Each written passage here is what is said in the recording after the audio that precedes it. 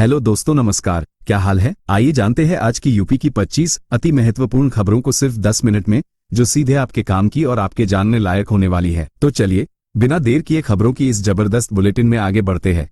लेकिन उससे पहले जो लोग इस चैनल को सब्सक्राइब नहीं किए वो जरूर करें और साथ में इस वीडियो को किस जिले, किस ब्लॉक से देख रहे हैं ये बताना ना भूले।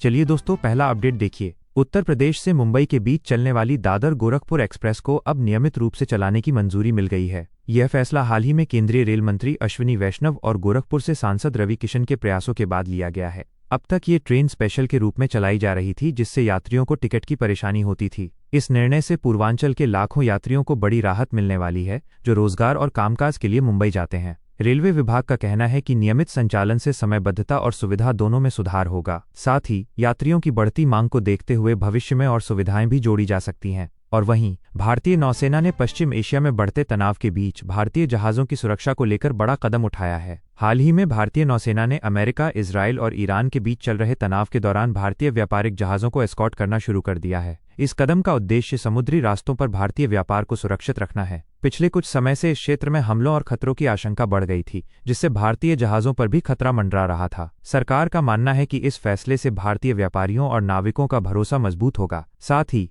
ये कदम अंतर्राष्ट्रीय स्तर पर भारत की समुद्री ताकत को भी दर्शाता है। चलिए अगला अपडेट देखिए। दिल्ली के मुख्यमंत्री अरविंद केजरीवाल ने पश्चिम बंगाल की मुख्यमंत्री ममता बनर्जी का समर्थन किया है। उन्होंने चुनाव आयोग के अधिकारियों के तबादले को लेकर उठे विवाद पर अपनी प्रतिक्रिया दी है। केजरीवाल ने कहा कि इस तरह के फैसले लोकतांत्रिक व्यवस्था पर सवाल खड़े करते हैं और निष्पक्ष चुनाव प्रक्रिया को प्रभावित कर सकते हैं। ये मामला उस समय सामने आया जब चुनाव आयोग ने कुछ अधिकारियों का अचानक ट्रांसफर कर दिया। विपक्षी दलों ने इस पर कड़ी आपत्ति जताई है और इसे राजनीतिक दबाव का परिणाम बताया है। इस मुद्दे पर अब देश की राजनीति में बहस तेज होती जा रही है। और एक और बड़ा अपडेट, उत्तर प्रदेश के बुलंदशहर के एक छात्र आदित्य ने ऐसा स्मार्ट छाता तैयार किया है जिसकी चर्चा अब हर तरफ हो रही है। इस अनोखे इनोवेशन में ट्रैफिक सिग्नल और लाइटिंग सिस्टम लगाया गया है, जिससे सड़क पर चलने वाले लोगों को सुरक्षित रखा जा सके। इस छाते को देखकर ट्रैफिक पुलिस भी काफी प्रभावित हुई है और इसकी सराहना की है। आदित्य ने ये छाता खासतौर पर बारिश और धुंध के दौरान सड़क दुर्घटनाओं को कम करने के उद्देश्य से बनाया है। इससे पहले भी कई बार खराब मौसम में विजिबिलिटी कम होने के कारण हादसे होते रहे हैं।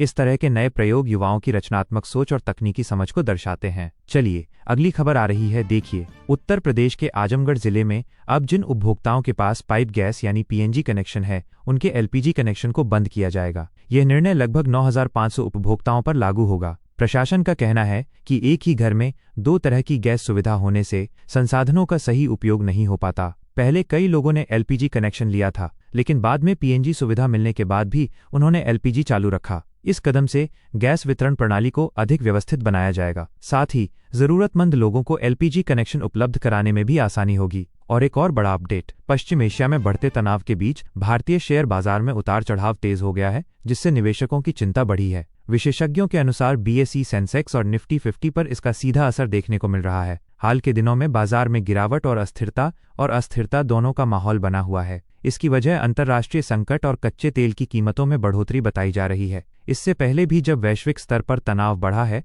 तब भारतीय बाजार प्रभावित हुआ है। निवेशकों को फिलहाल सतर्क रहने और सोच समझकर निवेश करने की सलाह दी जा रही है, ताकि जोखिम को कम किया जा सके। चलिए दोस्तों अगला अपडेट देखिए। उत्तर प्रदेश में आउटसोर्सिंग कर्मचारियों के लिए योगी सरकार ने बड़ा फैसला लिया है, जिससे लाखों कर्मचारियों को राहत मिलने वाली है। मुख्यमंत्री योगी आदित्यनाथ के निर्देश पर वेतन बढ़ाने और आरक्षण नियम लागू करने की प्रक्रिया शुरू की गई है। इस फैसले का उद्देश्य कर्मचारियों को बेहतर आर्थिक सुरक्षा देना है। लंबे समय से आउटसोर्सिंग कर्मचारियों द्वारा वेतन बढ़ाने की मांग की जा रही थी। सरकार ने इस मांग को ध्यान में रखते हुए नई व्यवस्था लागू करने की तैयारी की है। इससे कर्मचारियों की कार्य क्षमता और संतुष्टि दोनों में सुधार होने की उम्मीद है। चलिए अगली खबर आ रही है, देखिए। उत्तर प्रदेश में गंगा किनारे आयोजित इफ्तार पार्टी मामले में 14 आरोपियों को अदालत ने न्यायिक हिरासत में भेज दिया है। ये मामला हाल ही में सामने आया था, जिसमें कुछ लोगों पर नियमों के उल्लंघन का आरोप लगा था। पुलिस ने कार्रवाई करते हुए सभी आरोपियों को गिरफ्तार किया और कोर्ट में पेश किया। इस दौरान उनकी जमानत याचिका पर भी सुनवाई हुई, लेकिन फिलहाल उन्हें राहत नहीं मिली है। इससे पहले इस घटना को लेकर क्षेत्र में काफी चर्चा और विवाद देखने को मिला था। अब मामले की अगली सुनवाई तय तारीख पर होगी, जिस पर सभी की नजर बनी हुई है।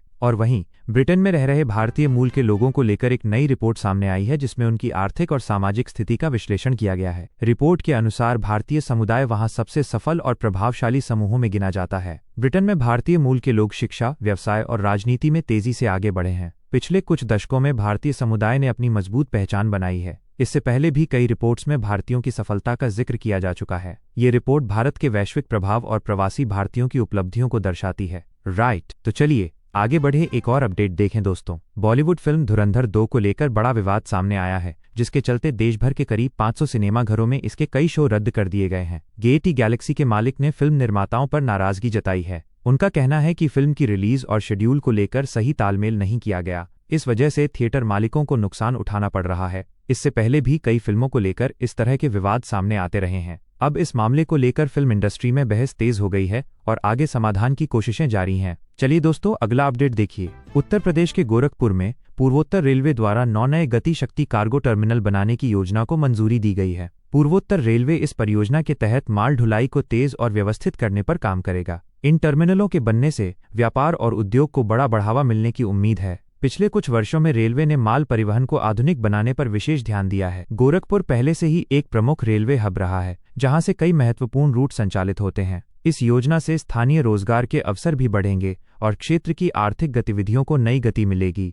और वहीं दिल्ली हाईकोर्ट में प्रवर्तन निदेशालय की याचिका पर सुनवाई के दौरान बड़ा बयान सामने आया है। अदालत ने अरविंद केजरीवाल और मनीष सिसोदिया से जुड़े मामले में टिप्पणी करते हुए कहा कि बरी होने को लेकर अभी कोई अंतिम निष्कर्ष नहीं निकाला जा सकता। यह मामला हाल ही में दाखिल याचिकाओं के चलते चर्चा में आया है। ईडी ने इस केस में अपनी दलीलें पेश की हैं, जिस पर कोर्ट ने गंभीरता से विचार किया। इससे पहले भी इस मामले में कई सुनवाई हो चुकी हैं, जिससे ये मामला लगातार सुर्खियों में बना हुआ है। अब अगली सुनवाई में और स्पष्ट स्थिति सामने आने की उम्मीद जताई जा रही है। चलिए अगला अपडेट देखिए। उत्तर प्रदेश में अब बिना HSRP नंबर प्लेट के वाहनों का प्रदूषण जांच प्रमाण पत्र नहीं बन पाएगा। राज्य सरकार ने ये नया नियम 15 अप्रैल से लागू करने का फैसला किया है। इस निर्णय का उद्देश्य वाहनों की पहचान और प्रदूषण नियंत्रण को और सख्त बनाना है। पहले कई वाहन बिना मानक नंबर प्लेट के ही सड़कों पर चल रहे थे, जिससे निगरानी में दिक्कत आती थी। सरकार ने इस समस्या को देखते हुए ये कदम उठाया है। अब वाहन मालिकों को समय रहते HSRP लगवाना जरूरी होगा, वरना उन्हें परेशानी का सामना करना पड़ सकता है।